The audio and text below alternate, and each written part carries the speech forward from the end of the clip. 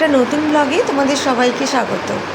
আজ জন্মাষ্টমীর সন্ধেবেলা শ্লোককে কৃষ্ণ সাজাবো ঠিক করেছিলাম, তো যেমন ভাবা তেমনি কাজ, তো সাজিয়েই ফেললাম। অতটাও সহজ ছিল না, তোমরা জানো হয়তো, তাও চেষ্টা করলাম কিছুক্ষণের জন্য, অনলি 10 মিনিটস। তার মধ্যেই যা যা ছবি ভিডিও তোলার ছিল তুলে নিয়েছি। ও রাখিগুলো নিয়ে খেলছিল, ততক্ষণের মধ্যেই তুলে ফেললাম। আর ওর বাঁশিটা মিসিং আছে, কারণ বাঁশিটা আমি সারা ঘরে তখন খুঁজে পাইনি, জানো তো। 10 মিনিটসের মধ্যে আমার পক্ষে খোঁজা সম্ভব হয়নি কোথায় রেখেছি, তো ওটা মিসিং আছে। বাকিটা এইভাবেই সাজিয়ে তুললাম।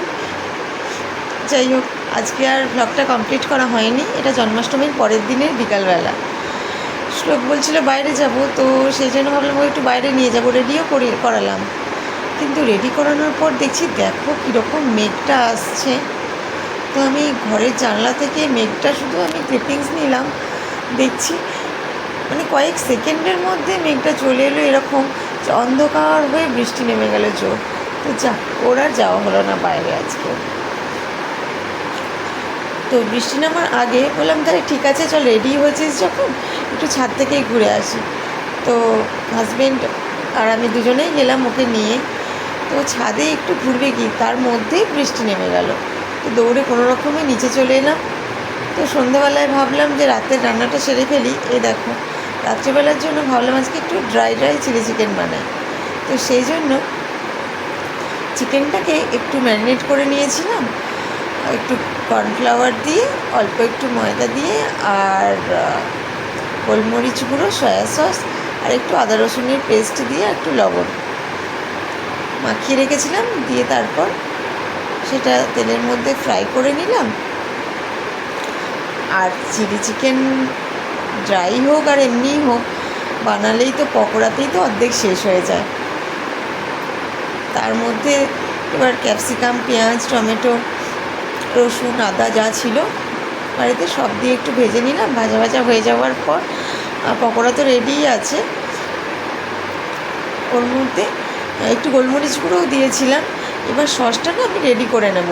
তার জন্য tomato sauce, red chilli sauce, green chilli sauce আর সয়া সস এগুলোই আমি ইউজ করি।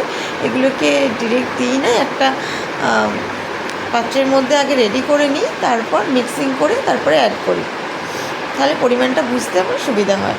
তো সেটাই করলাম। এবার ভাজাগুলোর মধ্যে সসটা দিয়ে একটু মাখিয়ে নিয়ে নাড়াচাড়া করে তারপর পরিমাণ মতো একটু চিনি দিয়ে দিলাম।